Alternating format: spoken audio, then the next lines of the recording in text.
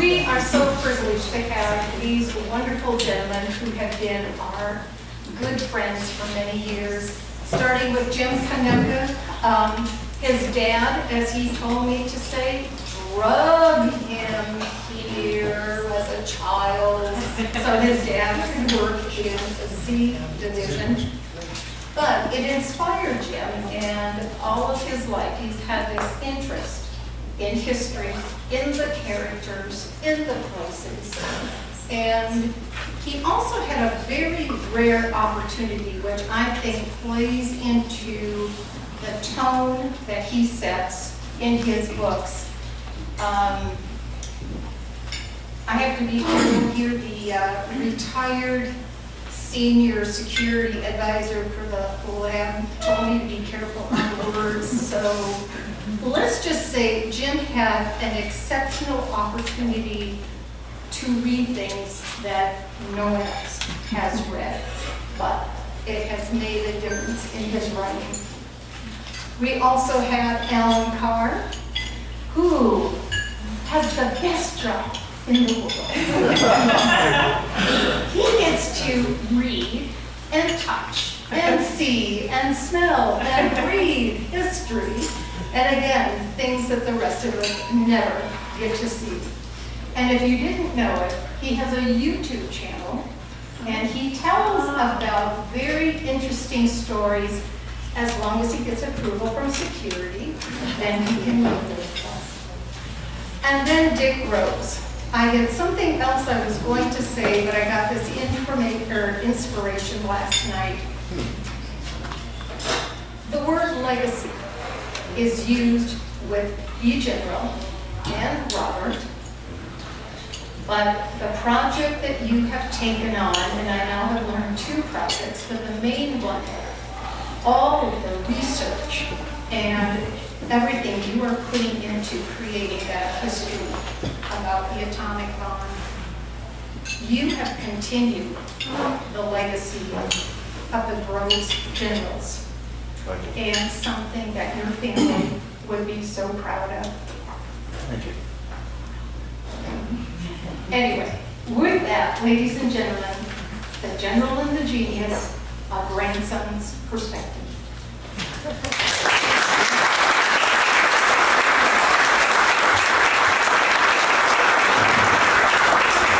It's going to be tough to follow up there. So great to see you all tonight, I get to be the moderator, so I don't really have to work. I get to ask my friends all the tough questions. You'll get to do that a little bit later as well. But it's a wonderful night, a wonderful place. And, you know, as we think about the Oppenheimer House and what it represents to our community and to the world and history, the Manhattan Project was born into a world that was much different than ours.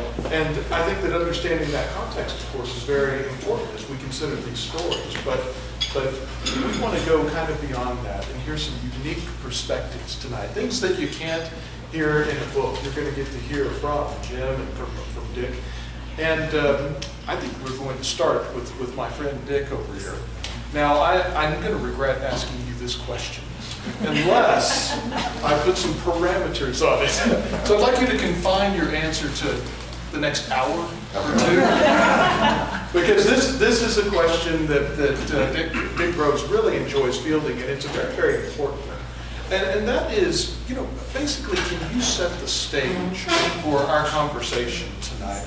And talk to us about the scale of the Manhattan Project. In this room, you know, we have so many friends from Los Alamos, from northern New Mexico, and we recognize that the Manhattan Project was this huge national effort. But you've spent so much time studying it, and you quantify it in ways that I don't think many people have heard before. Okay. Well, first, I'd like to say that listening to Sherry and Leslie, I realized that General Groves actually had it quite easy. Because, of course, you know that he didn't have to worry about money. The only thing that they were concerned with was speed.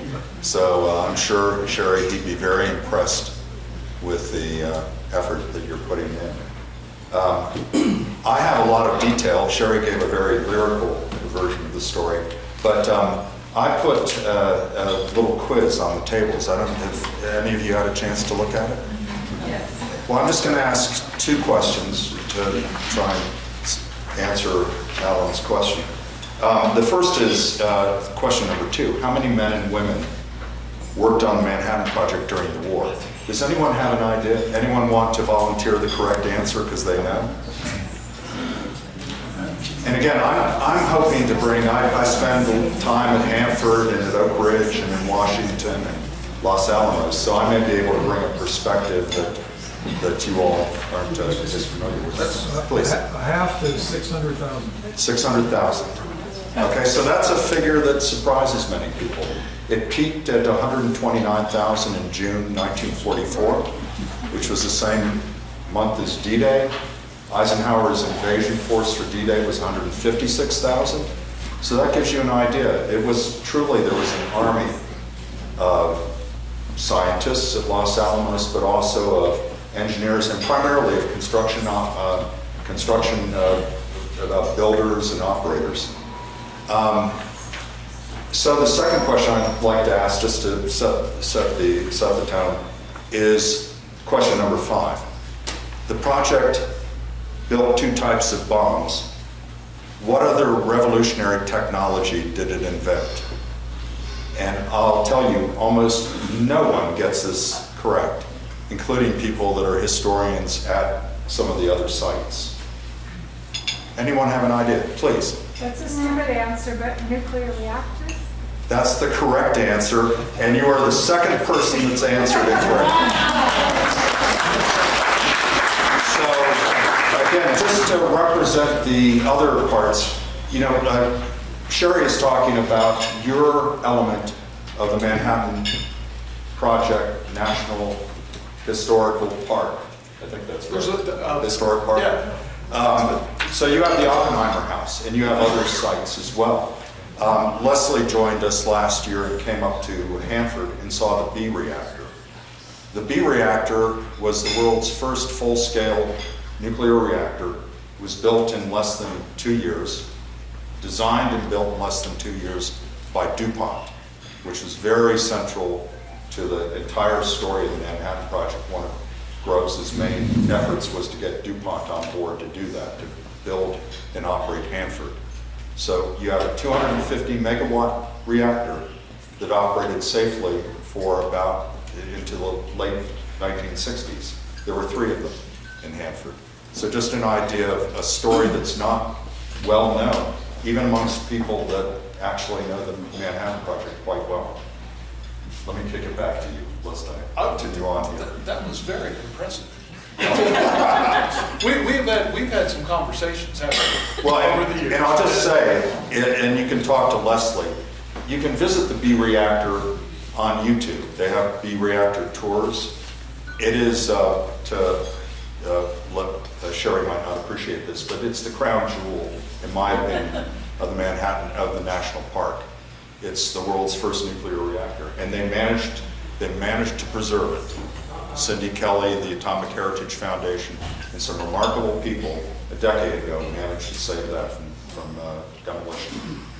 Let me just talk. What Dick is not telling you is that that was built as quickly as it was and as productively because of his grandfather. It would not have happened. You forgot to preface it by saying. Well, because he knew to get DuPont on board, and DuPont worked with the Met Lab.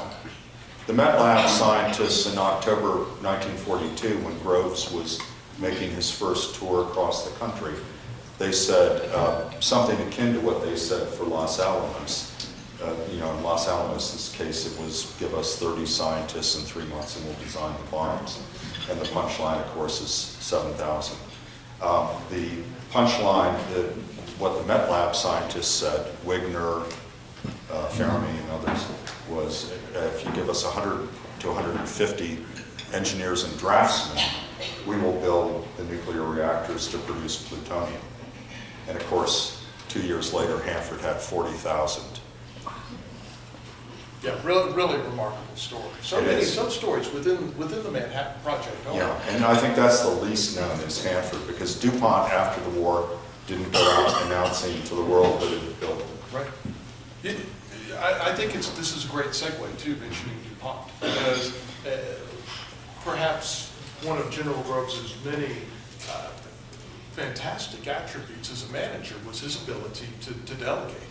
And DuPont was, of course, brought into the project, as many other companies were.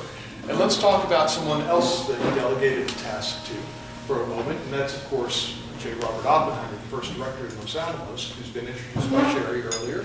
But I have a question for both of you, and I'm going to start with Jim, get him into the conversation here. Why do you think Oppenheimer was selected as the director? And I'd say, Jim, you know, again, we're going to talk a little bit more about some of the interviews, people that you've met who knew him well. You might run some of those into your answer if you'd like, but what do you think? What is your perspective as one of his biographers? And then we'll come back to Dick. Well, I think it's important to note one, his sort of time factor. He went to Chicago in that lab first, and then at Oppenheimer on the West Coast at Berkeley. I don't think the Dremel had a particularly fond experience in Chicago. I think the reception he got from the scientists was not very positive. When he got to Berkeley, I think he realized that there was a lot more to this, that the notion of 30 people in 3 months was really absurd, because he was already thinking ahead. This is the man who built the Pentagon, remember? So he was thinking scale. And I think when we went into Oppenheimer, one of Oppenheimer's attributes, which had probably never been demonstrated before, except that he had this quicksilver mind, was his ability to talk about different subjects and make sense. And that's what Groves wanted. I think he wanted somebody who could talk about these esoteric subjects, but in a way that he could understand. And I think that was the beginning of the relationship. Yeah. So in Chicago on October the 5th, 1942, his second or third week on the job, he had one really pressing question that he was trying to get answered, which was how much uranium, how much plutonium are we going to need? Because he had to get plant construction underway, and he had to do a quick estimate of how big the plants might be so they could start doing work like foundation work. 3 days later, he meets Oppenheimer, and you all may recognize this publication. I think it's Oak Ridge or That's Los Alamos and National Security Science. Okay, and there's a very interesting document in here that I saw. It says, before his arrival at Los Alamos, Oppenheimer reported some thoughts about the challenges of Project Y in the back of a letter from his bank. And the top question is, what is present knowledge of critical mass?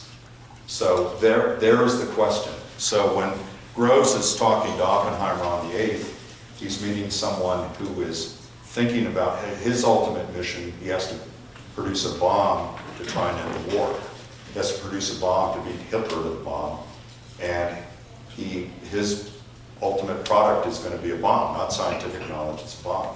He knows some of the ordnance complexity because he's been working on munitions plants for the 2 preceding years in the mobilization construction period.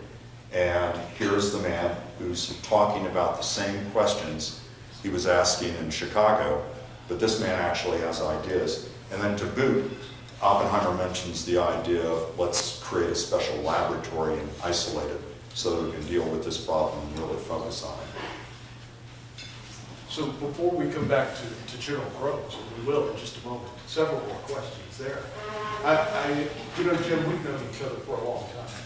And we've been on several adventures to many places over the years. And during some of these trips and other opportunities. Not too much detail. Well, that's fair. Now, you've told me some great stories about interviews that you've done for the General, the Genius City Fire, which came before it. And I was hoping that maybe you could share some of those stories with others. I was fortunate enough to arrive at the lab 20, 21 years ago. There were still several people who were relatively junior at the time. And I could talk with them and hear their experience, but none of them really knew Oppenheimer that well. But you spoke with people who did. Can you share some of your stories? Yeah, I'd be happy to. I do want to point out a historical fact because of where we are in this hotel.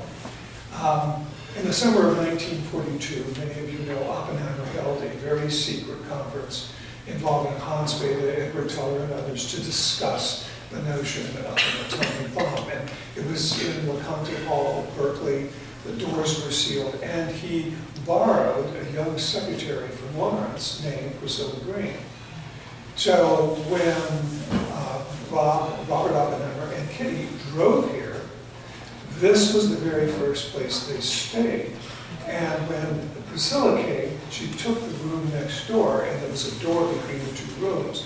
And Oppenheimer was fond of going in and out until Kitty met Priscilla, and then the doors were permanently locked. No joke. You know, it's interesting because my view over the years changed. I think I have read a number of books, and I'm not sure that I heard these stories when I was growing up in Albuquerque. Although my family was, around a lot of World War II veterans at that time. But I think I had a somewhat negative view. I started out with a negative view of Groves, but that changed. He was a military man. He was, I think the word I heard most often was gruff. So you would hear that a lot. Many of you probably knew or have heard of Dorothy Buchanan. She managed 109 East Palace Street, the gate. And she said, remember the very first thing she said, I went, what about General Groves? Oh, he called him Goo Eyes. And I thought that was interesting, and they found him, I think, perhaps intimidating. But here's the interesting thing. The more I went on, the more people I talked to, the more positive comments, even if they were slightly shaded. The people who were the most outspoken was Robert Bacher. He said, Groves was brilliant. He's a very smart man. He would sit in on a meeting on some, let's say, chemistry, some esoteric subject, go away, come back a week or two later, similar topic would come up, and in the meantime, he had learned some additional stuff. It was a quick study. I think Groves probably worked, maybe this is part of being in the military, we have a retired colonel back in Groves, that he was more comfortable with the higher ranks. Other people, found him abrasive. But the two subsequent directors, Norris Bradbury and Harold Agnew, both said they enjoyed working. I mean, when they met during the war, they enjoyed working with him. He was very direct, and they were comfortable. Oppenheimer, oddly enough, everybody agreed that he was brilliant, and a kind of brilliance that is extraordinary. I'm going to try to do what Hans Vader told me in his accent. He was the possessor of the most liquid mind I have ever known. That's not very good, I know. But to Vader, it was the rapidity with which he could take in and process information. And that, I think, is what Groves appreciated. I think that's what everybody realized. He wasn't always at his best. And it's interesting, because Harold Agnew, among others, several people told me, they were in the meetings. This is later in the war. Oppenheimer's tired. Great weight on his shoulders. The Groves wants the bomb. The war needs to end. And in the meeting, he would snap and he would attack somebody. Nobody at his level. So it would never be a Beta, Fermi, or Teller. God knows if you attack that, what would happen. But it was somebody young, and it was a kind of viciousness. Just one or two sentences, and the man was always a man, would just go white. And then at the end of the meeting, it was like nothing had ever happened. He just, for a moment, lost control. And that story was told to me over and over again. But, and to save time, I'll give you my favorite story is, I heard this multiple times. People would see him, young men in particular, they wanted to put a word in with Oppie. The name came from the Dutch. They had to get up early because Oppenheimer had this routine. He'd leave his house at the end of the bathtub road and walk towards Fuller Lodge. And then, of course, at that time, the tech area was just on the other side. And you had to get there early. But people remarked how charming it was because if you got there late, all you could do was watch. So there'd be Oppenheimer followed by a gaggle of young men, all with questions. And the metaphor everybody used, it was like a mother hen with his chicks. And I thought, that was Oppenheimer at his best, because he was smiling and engaging. And I think, in the end, despite everything that happened after the war, his rejection of nuclear weapons, that's how I think Massaman was chosen to remember him. Yeah, thank you, Jim, very, very much. Let's go just a point about, because you're talking about Groves and his nature, and oftentimes, Stan Norris in Racing for the Bomb talks about how Groves became known after the war because so many scientists were interviewed and they would talk about him. And Leslie mentioned that this was the dawn of big science. It's really the dawn of multidisciplinary projects, large multidisciplinary projects with different cultures. So I have a couple of quotes I want to read. One is, this is Admiral Rickover, Hyman Rickover, and he's giving a speech. He's received an award, a Groves Award. Permit me a brief digression here on the difference between the scientist and the engineer. Groves was above all an engineer. And the difference between the intellectual and the politician. The scientist is engaged in ascertaining physical truth. The intellectual is engaged in speculating about social truth. Both have one thing in common. Time is not of the essence. The politician and the engineer, on the other hand, must solve problems within a limited time. If they don't, they are out of a job. Speed is the central word. If you read Now It Can Be Told, Groves' memoir, speed is the essential word. And a little academic thing here. In most development projects, and Manhattan's a development project on a grand scale, you have a concept, and then the concept gets developed with designs, and then it gets tested for feasibility, and then it gets engineered and contracted, and then it actually gets built. So you have a process that follows in a number of steps. Manhattan Project compressed all those into what was called concurrent development. It's one of the first examples of this. It compresses the critical path into just a stack. And the unusual thing is that on October 5th, Groves, who naturally resides at pretty much towards the end of the process, actually building the project, is talking to the scientists doing basic research who are at the very start. And in between are all these different steps that would have interactions between cultures that understood each other. Instead, you've got Groves talking to the people at the very start, and people that have a certain view of the military, and he quickly cultivates a view of them. He refers to them as prima donnas. So just important to understand, it was a very unusual process that they found themselves in, where cultures that don't deal with each other on a routine basis were in direct contact. And it worked. It did. It worked. Yeah. Well, they all had that one mission, which was to those that understood that they were working on something that could end the war. Yes. Even if they didn't know specifically what they were working on, they knew they were working on a project of great importance. Right. No, that's a wonderful perspective and way of thinking about this. And the Rickover quote, which you shared with Jim and I earlier, I hadn't heard it before. Let's continue talking about your grandfather. Now, I think that you gave some of the handouts out, maybe Yes. around the tables. There is there's a picture of my friend Dick Groves on here. Yeah. Can you find it? There it is. That's going to be a hint. That's the lead into our It's question. an individual who has hair. Down toward the bottom in the middle picture there. What was your grandfather like? And Dick, you knew him. You spent I a did. lot of time with him. I believe that you worked for him. I worked for him. You traveled with him. So tell us, get us beyond the books. What Okay. was he like? And well, probably not this room, but some people, the only point of reference that they have is Matt Damon. But you've got a completely different view of this. Well, let's see. Try to order a few thoughts. He was not as, if you've seen different characterizations of him, Paul Newman brooding and kind of conspiratorial, or Brian Dennehy going nuts, or Matt Damon. Matt Damon was one of the least objectionable. The one in the BBC Oppenheimer show in 1980 was actually quite good. That's my favorite. This is Yeah. the Sam Waterston. Well, Sam Waterston was Yeah, awesome. Oppenheimer. And you can see that on YouTube, but you can also see Groves on YouTube. There are clips of him right after the war holding a flask of plutonium, I think. And you can hear his voice, and you can certainly hear him on the Atomic Heritage Foundation website, the interviews that Stefan Grueff conducted, and there's some other clips on YouTube. He wasn't strongly spoken. I'm speaking more dramatically than he would have spoken. He had you can hear his voice on YouTube. He never cursed. His father was a minister. He didn't shout, but he had a very effective way of letting people know if they were disappointing him. And he was very direct, and he was mission-driven, and speed was of the essence, and he didn't suffer fools.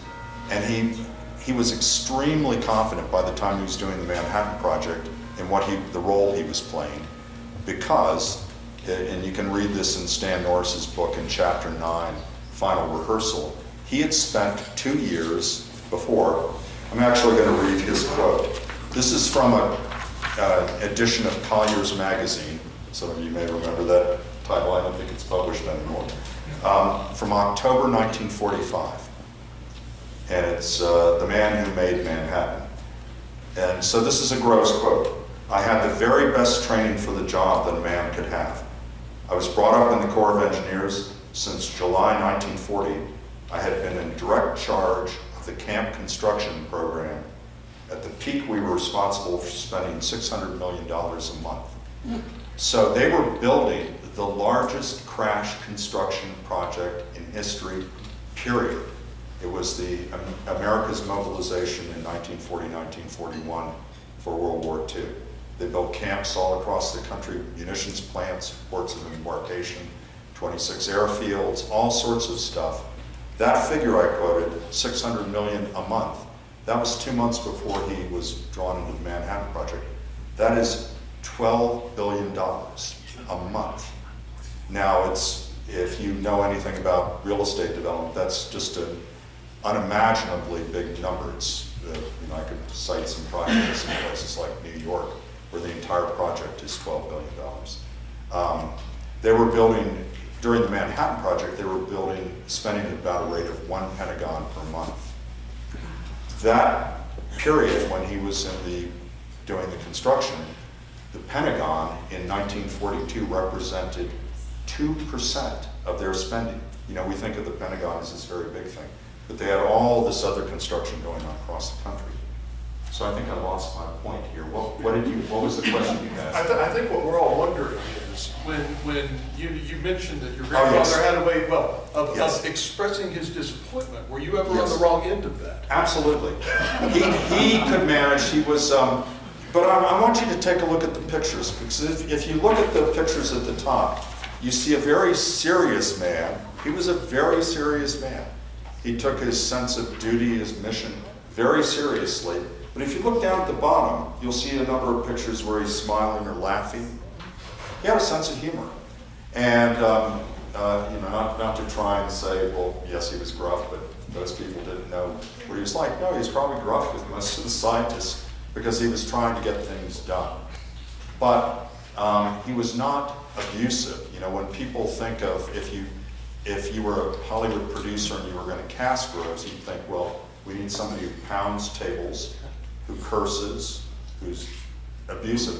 Steve Jobs would be a good example. He's able to drive a huge project, but people are always feeling belittled. He wasn't like that, but he could definitely know if you were falling short of the measure that he thought you should achieve. Jim, you touched on this a little bit already. I do want to go back to this kind of perception of General Groves back at Los Alamos. You said that your view of the general kind of changed over time. What about some of the people that you spoke with? Is that, there's this perception that he was just universally rogue, and you hear these negative stories at Los Alamos. But what would you say to that? Do you think that's right? Is there more to it? Well, everybody mentions, just to put it one way of expressing this, everybody has heard about Oppenheimer's parties, Oppenheimer and Free's parties, and the infamous martinis, right? But that party was not open to everybody. It was essentially the highest level. And I mention that because I think the view of both Oppenheimer and Groves depends at least in part where you were. And that's probably true in a corporation, in a large organization. If you're at the bottom, if you're that poor GI, who's been sucked from Mississippi and sent here, you may never even see the guy, or either one of them. So I think that's part of it. It changed because I realized, that, well, two things. That they were much more complex individuals, that they were respected. Nobody said Rose is a dunderhead, he's a loser, to use a popular word. That's not what I heard. Whether they found him abrasive or rude or something, that's one thing. It depends maybe on who they were and what they were doing at the time. And Oppenheimer, but what was interesting in Oppenheimer is that he became less of the god, I think, that I had imagined him to be. And I think, for example, I was stunned when Louis Hempelman and his wife told me, they were the first ones to tell me. Oppenheimer had approached them and another couple about adopting their latest baby, their daughter Tony, because Kitty didn't want the child. Now, I didn't put that in my books. It now appears in American Prometheus. But I was stunned when I heard that, because I thought, what man would be willing to give up his newborn daughter? And in fact, as we all know, Kitty, they left to take care of a family with nursing during the day, and Kitty left for Los Angeles, went back to Berkeley for several weeks and everything. That surprised me. On the other hand, knowing the complexity, because 3 scientists in 3 months, nonsense. But the general did realize is that this was going to be a big, how big he didn't guess. So having the theory, which was well known in the summer of '42, was not the same thing in understanding how to detonate the blasted bomb, what kind of electrical charge it would be, how the plutonium and uranium would be melted and smelted into a form that could be caused to explode. It took 2.5 years to get there. And watching Oppenheimer work with the general stepping in at key moments is one of Oppenheimer's most weaknesses, shared with me by Carr and others, was that Oppenheimer had trouble making decisions when it came to personnel. I think you may know, if you know something of the history, Seth Neumeier was in charge of the implosion program, but he was a very thorough scientist, very meticulous, didn't have a sense of speed. And people kept telling him, you've got to get rid of it, you've got to get somebody in here. And it took roads to come in and such. I think that's what changed. Can I add one just personal story? Because I don't tell you this, I'm going to forget. Because Sherry mentioned, I hope you forgive me, Sherry, for mentioning this. Was it last year or the year before? I was on a flight back from Albuquerque, had been up here for a couple of days, American Airlines to Dallas, changing planes to Austin. And in Dallas, for whatever reason, I got bumped up to first class. By the way, this is a 40-minute flight. So I can't even drink, and I get the perfect flight. But a man got in next to me who had been drinking at the bar, and he asked, and he revealed he was an entrepreneur, and he mentioned his company, which I recognize, I won't mention, but he was in the process of selling it, and he was going to make hundreds of millions. So he said, well, what do you do? And I said, well, I write about, Los Alamos and Groves and Oppenheimer. And he said, really? And he said, what's the context? And I said, well, I've been in Los Alamos. I've heard of that, he said. So I started talking about it. And I talked about what a special place it is, and this is something you all know. And he said, and I said, we're trying to renovate, the house that Oppenheimer lived in. It's this kind of central point in the story of Los Alamos during the war. And he said, well, how can I help? And I said, he said, well, why would I support that? And I said, look, when you walk either from Fuller Lodge to the Oppenheimer house or back, you're in that short walk, you're walking 1,000 years of history. How many places have you been in the world, and many of you travel all over, have you seen so much in so little space? Because what happened there changed the world, it changed history. So apparently this moved him. I was very big. I had one glass of wine. He was drinking many. He said, how can I help? And I swear to God, this is a true story, sure. I said, give them $10,000. And on the plane, he got on his phone, he went to his account, and he gave $10,000. So, I am your hero. It's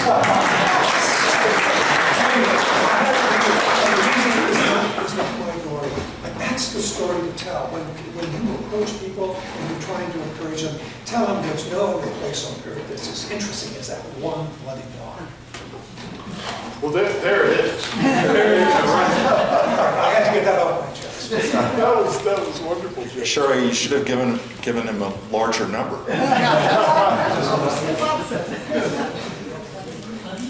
Yeah, we'll make sure that our audio situation is sorted out. Dick, you look like you want to say something. Well, a couple of things. One is, just let me point for those, again, that know Los Alamos but don't know Oak Ridge or Hanford.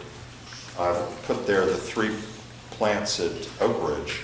And just to mention, one was the world's biggest building. That was K25, the gaseous diffusion plant.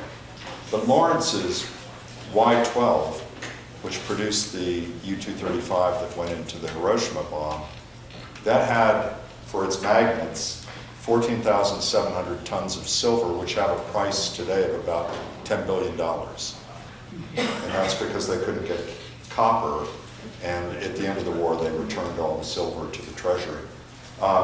But I want to, you asked me for a personal note. So that photo at the bottom, 1967, I was 13. My grandfather sent me to typing school, and I became his typist that summer. He also would take me to the Chevy Chase Country Club, where I was getting trained to play tennis, and not terribly well, and he would sit and supervise that, and he did that for the next 4 years, and then unfortunately he died. And that was the picture in the lower right-hand corner. In 1970, he was awarded, along with Vannevar Bush and James Conant, the Atomic Pioneer Award by President Nixon. And, but I just want to say something about the contrast, again, this point about the different cultures. I had never actually read a book about the Manhattan Project until about 8 years ago.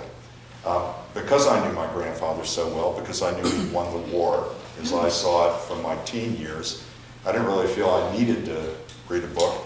So all these things that I'm telling you, I've learned in the last 8 years. I can go on ad nauseum about Y12, for example.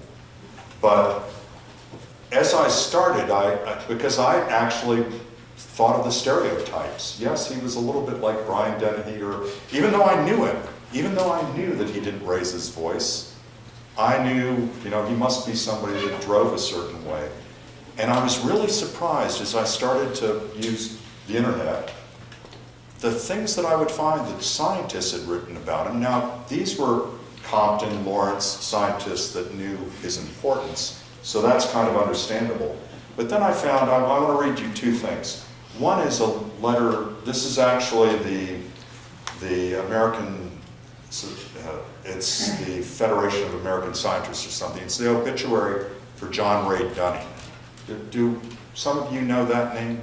Dunning from Columbia?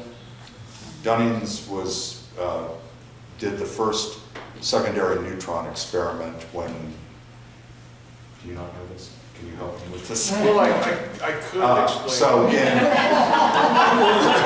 January 1939, when the news comes, January 26th, at George Washington University, Fermi and Bohr announced that fission's been discovered in the previous Christmas Eve by Lise Meitner and Otto Frisch, interpreting Otto Hahn. So Dunning is the first team at Columbia to show that secondary neutrons are possible, that fission is possible. So this is Groves writing about Dunning, and this just told me something about Groves. He's very articulate and very generous about scientists. He says, "My main impression of Dr. Dunning during the war was that he was a man who was so full of his subject that he could not stop talking about it." Ring any bells? It was always difficult to break off conversations with him. It was difficult at times for me to get a question in edgewise. I feel very strongly that Dr. Dunning has not been appreciated by his country for his work on the project, and primarily he has not received the credit due him for his scientific anticipation or intuition, and for his courage in standing up against the opinion of his fellow distinguished scientists. Few people have had such a prominent role in establishing a new and important industry on a worldwide scale. The nuclear power industry today assumes even greater importance on the public mind, with the realization that fossil fuels will require supplementation in the years ahead. So that's Groves talking about a scientist, and I could find quotes of scientists talking about Groves. Not Zillard, who gets all the attention, but Zillard had, squabbles with many people. But I want to read you, this is a man named Keller, who was president of Chrysler. Chrysler did a lot of work, among other things, the Detroit tank plant, this amazing thing that turned out all the tanks during World War II, but they also did a lot of work on K-25, on gaseous diffusion. And so this is an interview between Keller and this Grueff, this author. Keller, did you get along with him? I got along beautifully with him. In spite of this reputation of Gross with being tough on people, I did not find him tough at all. I was always surprised to hear and read that he was tough. I did not see anything tough about him. And he was not rude or tactless. No, never rude, never tactless, never domineering. And I could go on, but the point is, that was the type of person Groves was meant to deal with. Keller was the president of Chrysler. They needed to get the K-25 converters nickel-plated, and Groves could go talk to him about something very challenging. Keller knew he was contributing to the war, and he wanted to help. So this was an engineer talking to an industrialist, as opposed to an engineer talking to a research scientist. Can I just add real quickly also about the general? I was very impressed to read that at Robert Oppenheimer's memorial service in Princeton, sitting in the back was General Groves, former retired General Groves. He made an effort to come to Robert Oppenheimer's service. It says a lot about it. That's the thing, the perception is, the reality is quite a bit more complex when it comes to these individuals. I should mention, if you've not read General Groves' memoir, it's really well written. And I think it's a great history of the project from his perspective. Very much. And I would certainly highly recommend it. And speaking of complex subjects, we talked just a tad about context when we started the event. And of course, this project, this was America's effort to build nuclear weapons as quickly as possible, potentially to use in combat, and of course they were. And I think especially in Los Alamos, we often hear, Oppenheimer's varied reactions, and he didn't have a varied reaction. I think that he thought about this very deeply, and you hear different stories about his reaction from different people at different times. But we don't really hear as much about General Groves. What was the general's reaction to the atomic bombings at the end of World War II? Well, he has a chapter at the end of his book, and this was 1962. They had I think a 15-year restriction, even though the Smythe report came out right away, even though the New York Times reported about it. There was a remarkable piece in the engineering news record, the publication of the construction industry, that went through all of the processes and described the plants in some detail, to include budgets, manpower, all sorts of stuff. But then there was this period, and of course you had the Soviet bomb, and then you have the start of the arms race. And so by the time he's writing his memoir, it's very complicated. And he has a final chapter where he says, we did end the war. And, another one of my quotes here. There was something in his official Army file that's quite remarkable.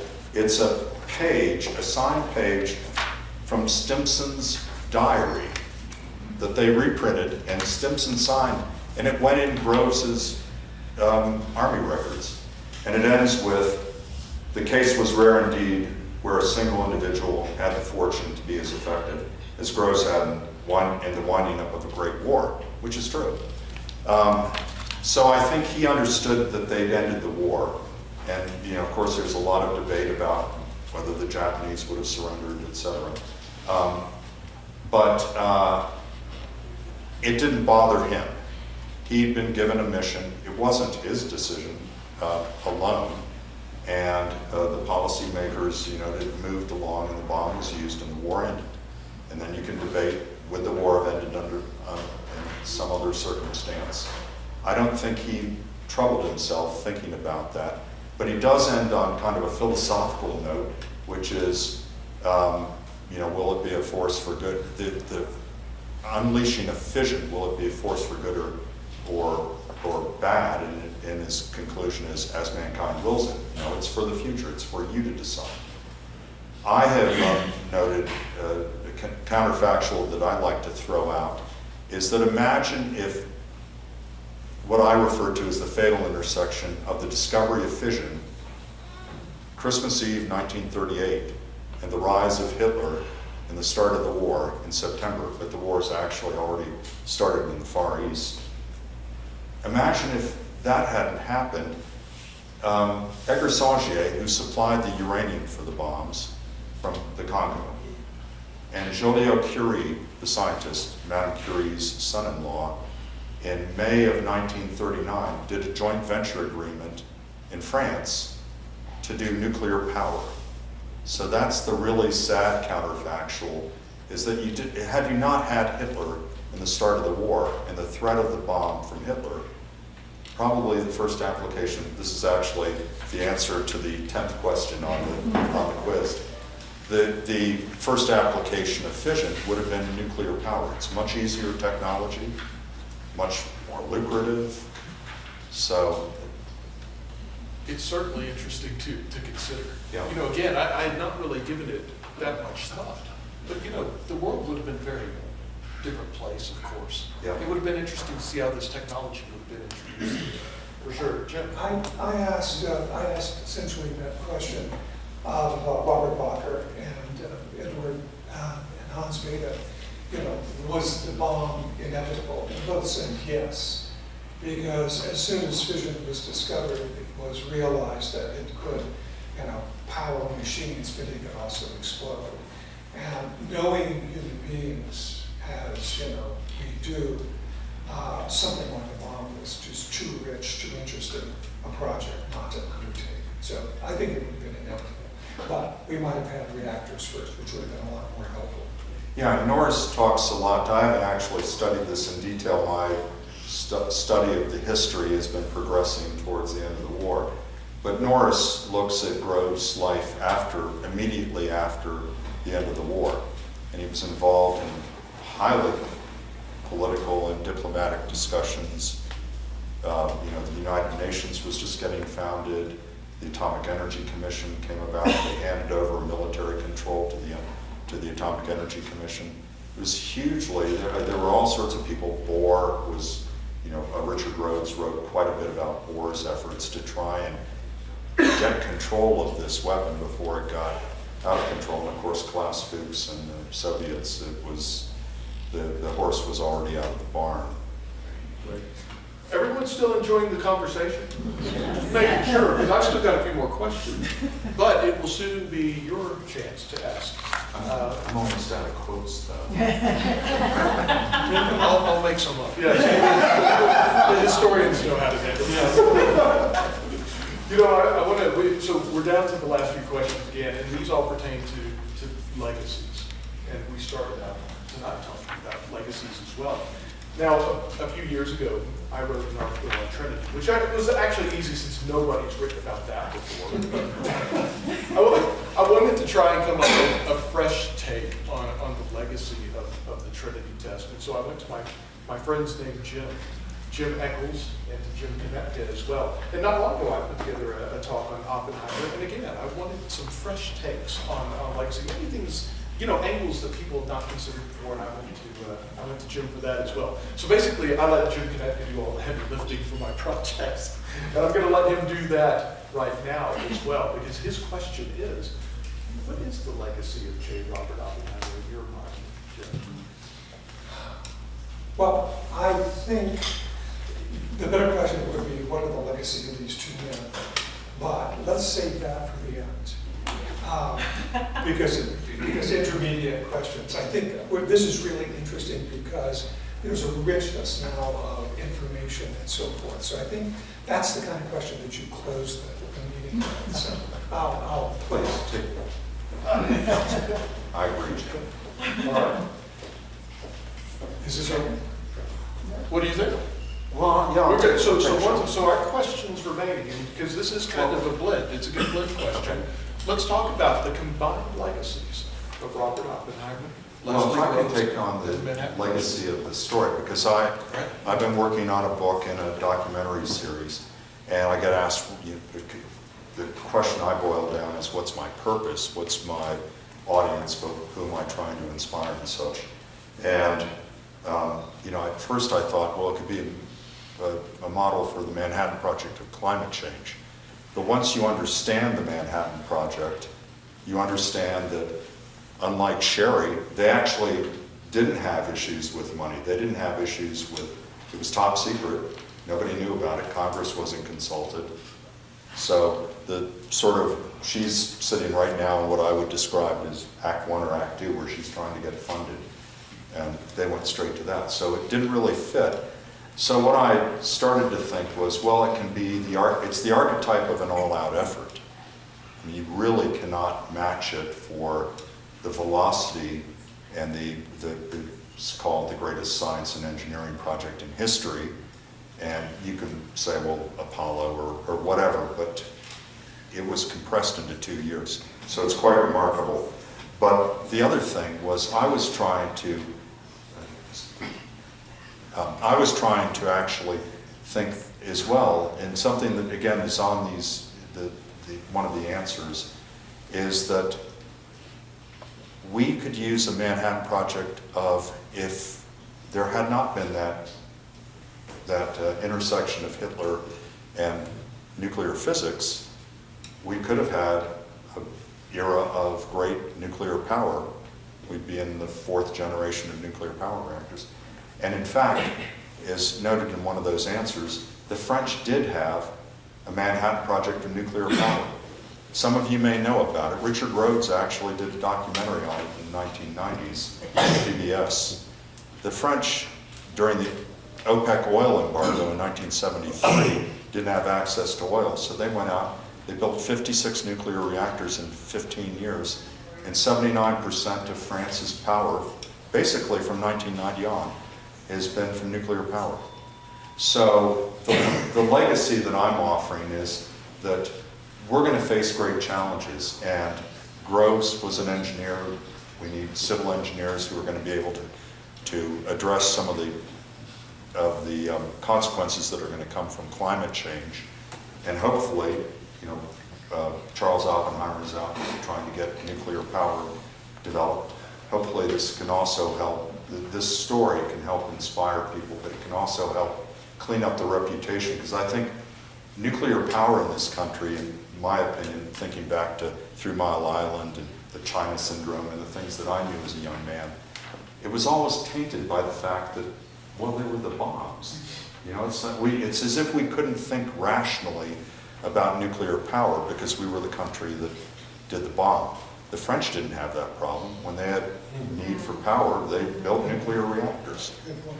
And yeah, I think it'd be an understatement to say Charles is passionate about this subject. He's working on it. dedicated so much of his life to it. Unfortunately, he couldn't join us tonight. But yeah, the legacy of the Manhattan Project basically is a template for changing the world. All out effort. Right. If you could get the will, if Sherry could get the funding, no doubt It all starts here. Sherry would get it done in record time. Well, Jim, what are you thinking? You wanted last word before we turn it over to our audience. I wanted to bring around to sort of, because we're talking about history here. And so I want to offer a somewhat more philosophical take. Because I have to tell you, I've been living with Los Alamos during the war, and Oppenheimer, Groves, and all the others for over 40 years. So I think I've learned a moment of excess.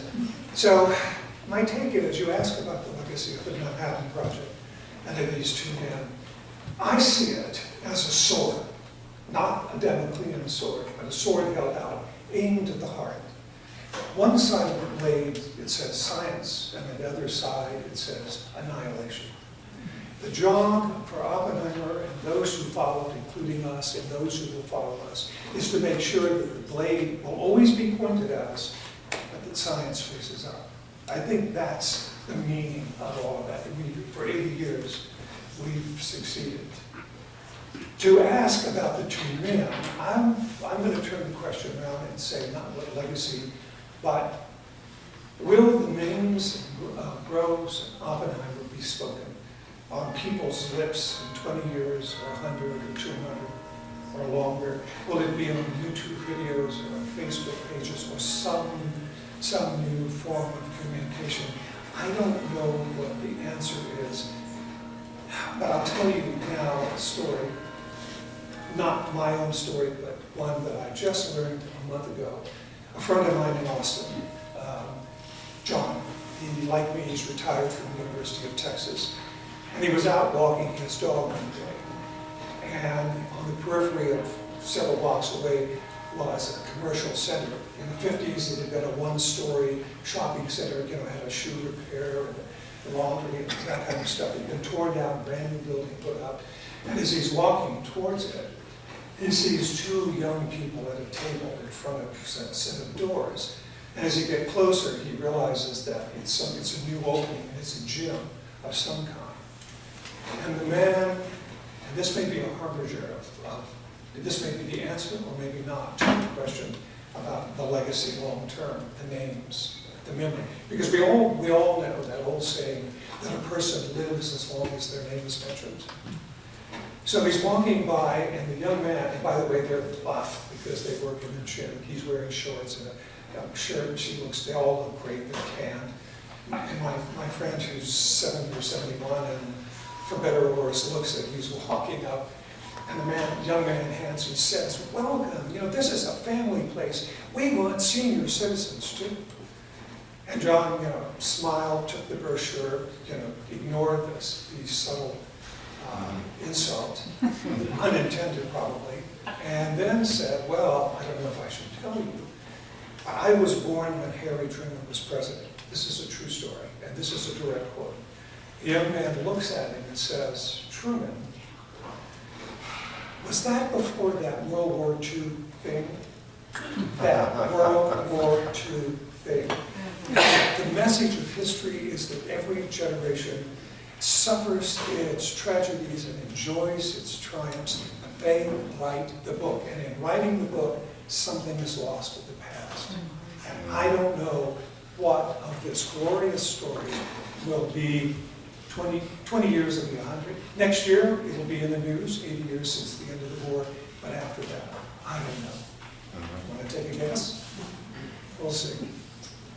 Jim, Dick, thank you very much. I thoroughly enjoyed this, and again, we want to invite all of you to participate in our conversation now. And so I think we're going to be able to take a few questions. Thank you for being here this evening. All right down the middle there. Is this working? So, speaking of legacies, I'm just wondering, Mr. Groves, did your father go to West Point as well? And if so, what class? And also, did General Groves take physics? I know you were required to take physics. And also, where were you stationed in Germany after you graduated? Well, first, I'd like to congratulate you again on getting the truly amazing. And, you know, something Jim mentioned about, or Alan mentioned about history. I've been asking a lot of young people as I was writing this, because I wanted to contextualize the story, how many people died in World War II. I spent a lot of time in Europe. You'd think that they'd know. I get answers of 10,000. And then I'll say, well, how many died in the Holocaust? Okay, so let's build on that. Of course, the number is commonly put at 60, 65 to 80 million. It was Jim last time. Can everybody hear it? So Leslie fixed it for us. Oh, okay. Yeah. Okay, please continue. Yeah, you're reading too much. So my father went to West Point. He graduated right as the war ended. And there's a picture that I was going to include on the page, but he didn't know what Groves was working on, but he did know he was working on something secret, and I think he had a pretty good guess. He went on, he was an engineer. Groves graduated fourth in his class. My father graduated someplace high enough that he was an engineer. I did not. And I did not take engineering seriously. And in all seriousness, you asked about legacy. There's an award given every year called the Groves Award. It's given to they claim is the top, smartest cadet. It's the top student in nuclear physics, which they claim is the nuclear physics department claims it's the toughest course and therefore it's the smartest cadet. I give that award. And part of what I'm trying to do, because I didn't understand what the Manhattan Project was, and I didn't study engineering carefully, and I ended up doing a lot of work in that field, in the field of development. So I'm trying to inspire some of those cadets. That's a large part of why I'm doing the work that I'm doing. And just to answer your question, I was in Germany in 1976 to 79 in the Fulda Gap, where I hope the Russians don't come. I'm a strong proponent of our supporting Ukraine. Thank you,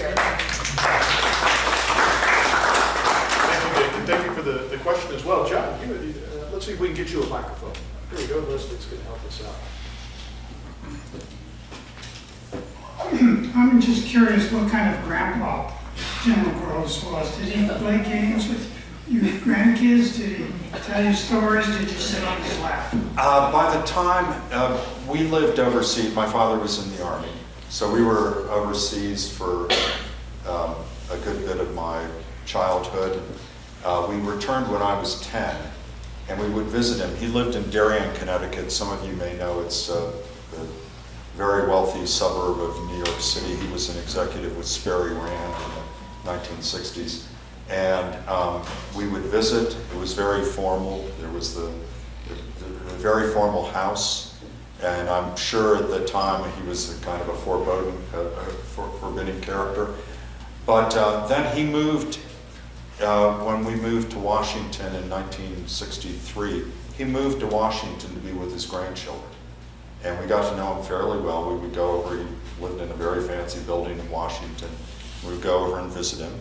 And as I said, he did a lot for me. He taught me how to march, taught me how to salute, all sorts of stuff. My mother was trying to figure out where I was going to go to university, and he was very busy indoctrinating me, heading me off towards West Point. He was president of the Association of Graduates when MacArthur gave his famous speech. I would go up to West Point with him. We would drive around in the Lincoln with the 3-star flag fluttering on, and the cadets would salute us, and my mother thought I was getting a false impression of the world, and I was. Yes, he was a good grandfather, but he wasn't a jovial, casual guy. He was the type of grandfather you'd go over and see him in his apartment and he'd be in a suit. Great question. Thank you, John. Thank you for that answer, Dick. What else? Looks like Leslie's bringing the microphone around to Nancy. Hey, great. Well, I have several compliments for both of you before I ask my question. My dad worked on K-25, the Kellogg's Corporation, Oh, and he used to go off with blueprints under his arm. Mother would pack a suitcase, and she had no idea where he was going or when we'd come back. I lived in New Jersey, and he'd go down to Oak Ridge. And I'm sad that K-25 no longer exists. but they've got a museum, though.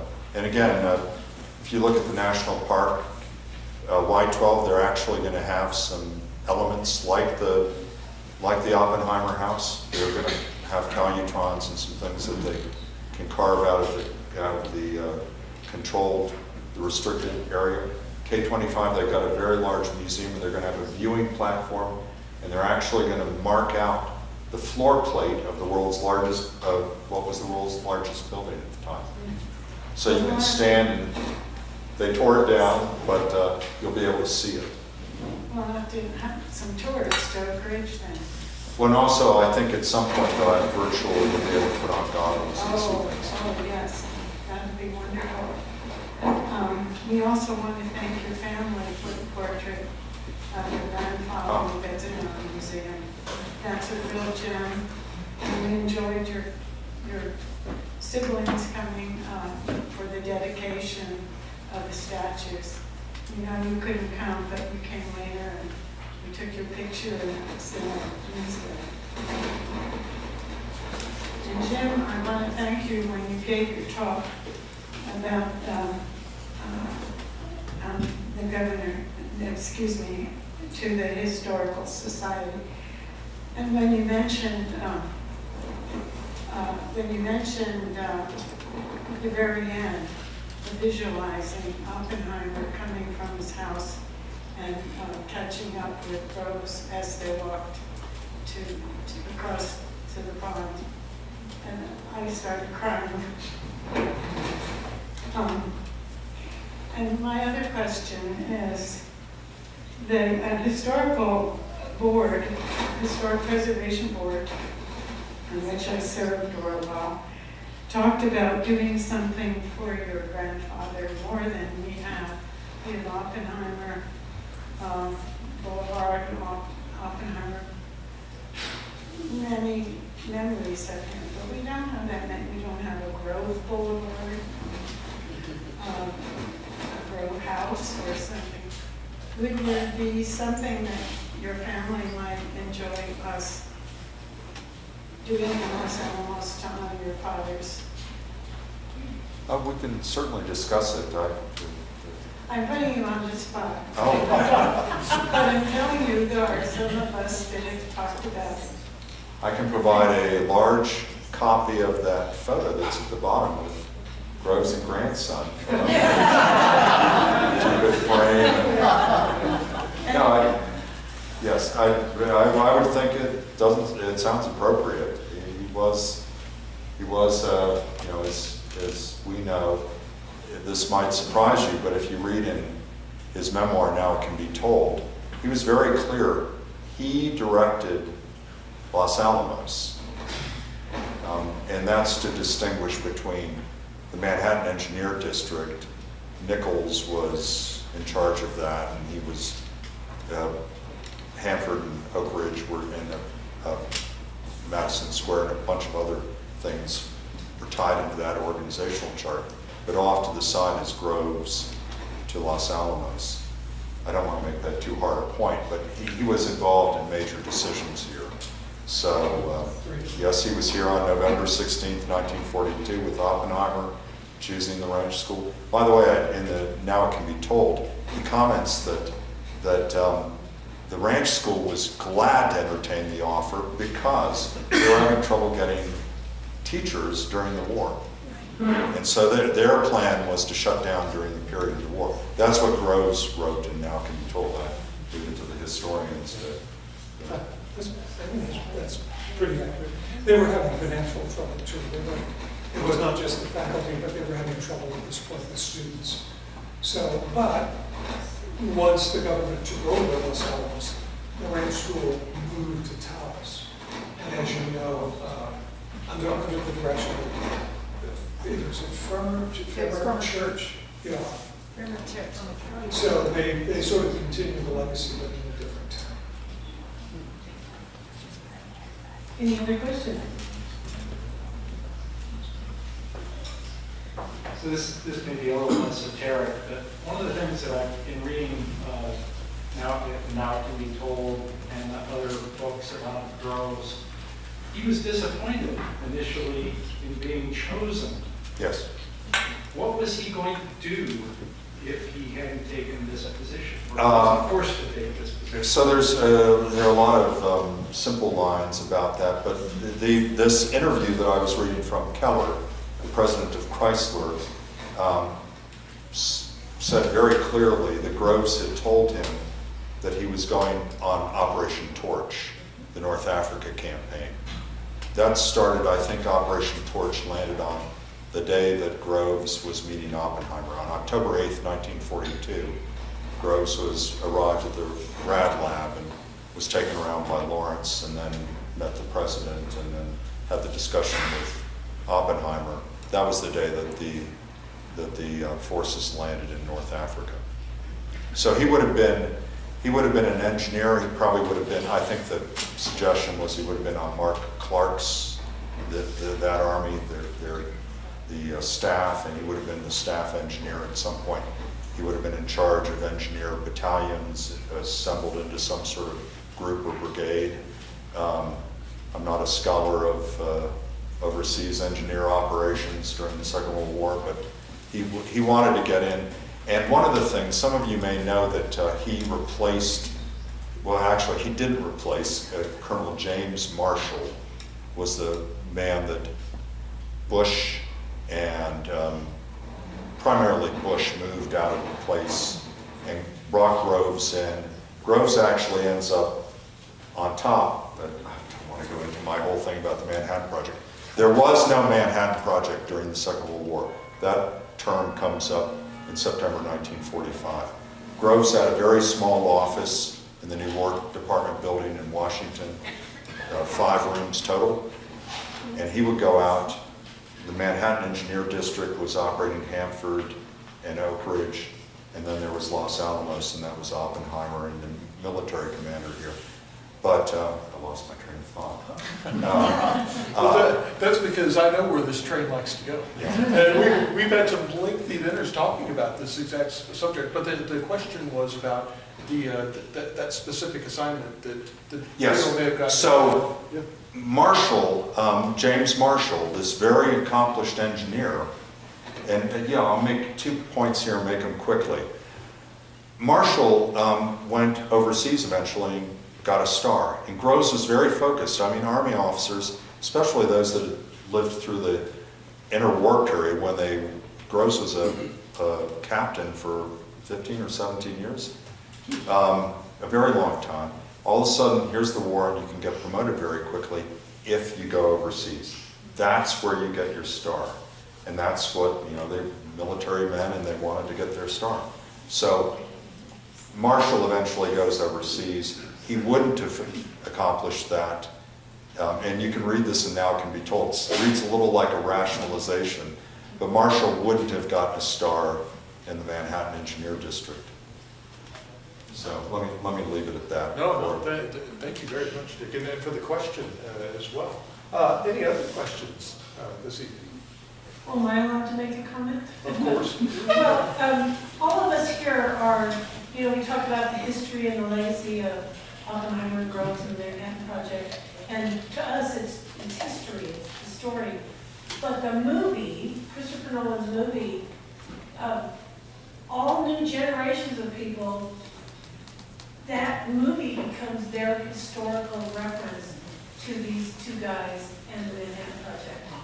And I just find that to be really interesting. I'm glad it happened, but it is not quite the story that we all know. And of course, it was an Oppenheimer biopic. But the point when we would talk about the film after it came out, and we'd say, okay, well, at least. So Damon curses once, but otherwise he's just very direct and pushing things.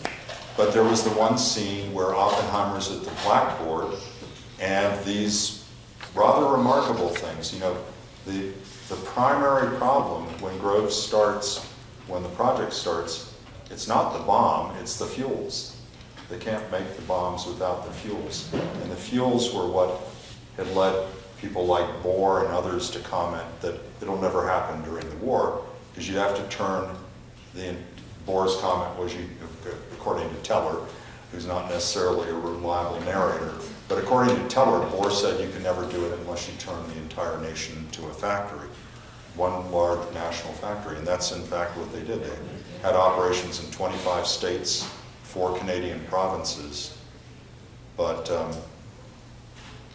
when I've been asked similar questions to that, I've told people that the Matt Damon performance was actually one of my favorites. It may have been my favorite performance in the movie.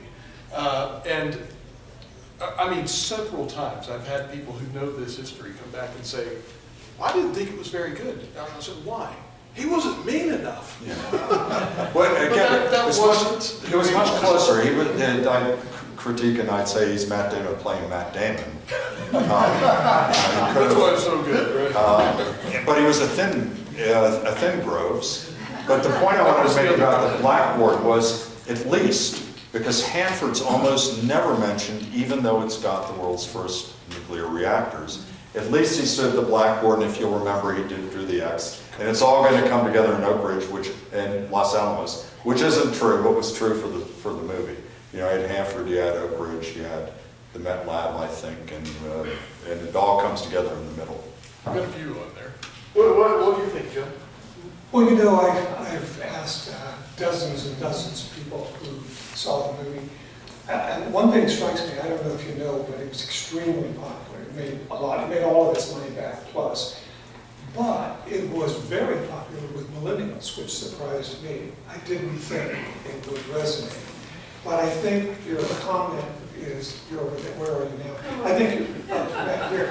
I think your comment is correct because, you know, when you see a film like that, particularly if you're new to it, you haven't read all the books, you haven't been living with it like we have for however many years or decades, you assume that's the story. You may remember a film from 30 years ago, JFK. Oliver Stone made it, I don't know who was in it, but it was basically, Kevin Costner. yeah, Kevin Costner. It basically promoted sort of this conspiracy, this combination of CIA or Cubans. And so, and that, when they, over the years when they interviewed people, that was their impression because they saw the movie. They didn't read the books. But I agree, I think the movie opened up a lot of people to this extraordinary story. And they got to see, I think, Groves in a better light than the previous, with the exception of the PBS. I thought that was from 1980, that was Yeah. really good. But we haven't seen it, well, it's called Oppenheimer. My criticism of the film is that out of 3 hours, and there were minor historical things that only people like us care about, but my criticism is that out of 3 hours, they didn't take 3 minutes to have Groves or somebody in an official capacity, not Oppenheimer, talk about the fighting in the Pacific in the summer of 1945. Yeah. Because that was the predominant factor determining the use of the bomb. Iwo Jima and Nagasaki were the 2 costliest battles of World War II, Europe and the Pacific. They were horrible. Remember that certainly in Okinawa, but happened in Guam, GIs saw women running up to the cliffs and throwing their babies over and then jumping in because the army, the Japanese army, had told the Americans would cook them and eat them. So, on top of that, the first phase of this enormous invasion, bigger than D-Day, was scheduled for November. So the bomb arrives, and your president or anybody in power, can you not seriously consider, I'm not taking a stand, but I'm raising the question, how could you not use it if it might end the war in a week? That was the question raised at the time. And they didn't bring that up. And Well, there wasn't too much moralizing in the No, I film. agree. I often recommend to people, if you've never read Paul Fussell, the essayist and writer wrote a piece called Thank God for the Atom Bomb. He was a lieutenant in Europe who was getting ready to be transferred to the Pacific. My father would have, many people have mentioned to me in over the years that, thankfully the bomb saved us from going.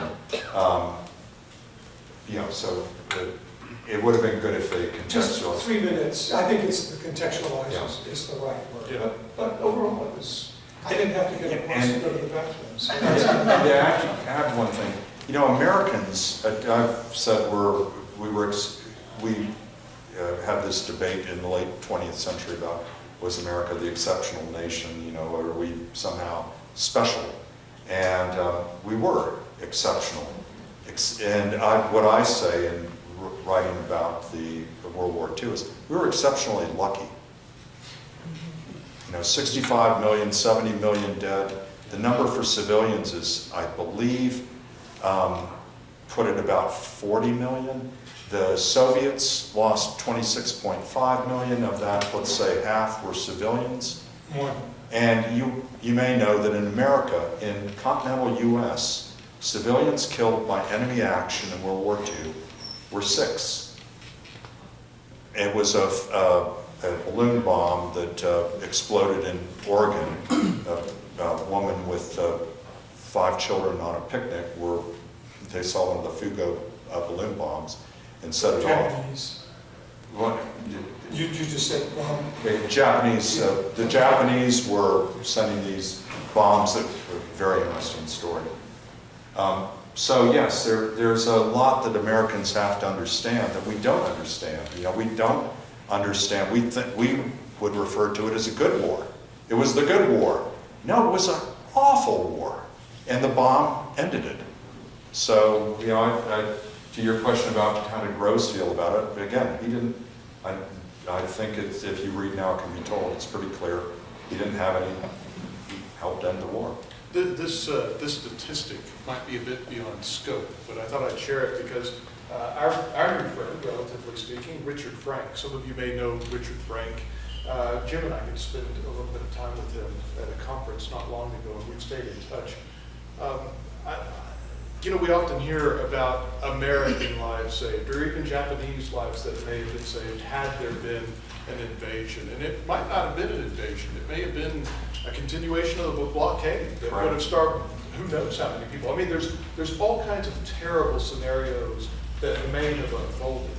The number that's often forgotten is how many people were being killed during the occupation throughout the greater East Asia prosperity spheres in China. And so, my student, Katerina Chakarian, she spent a lot of time studying this and created a wonderful poster looking at this horrendous topic.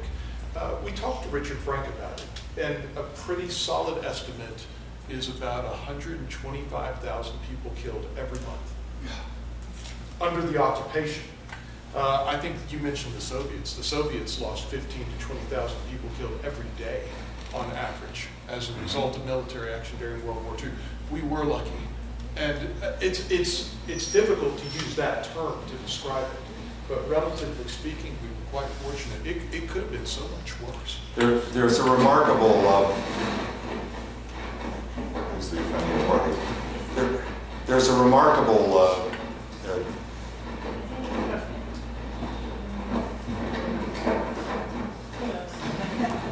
the physicist John Wheeler at Princeton, very important physicist. He's the one who coined the term black hole.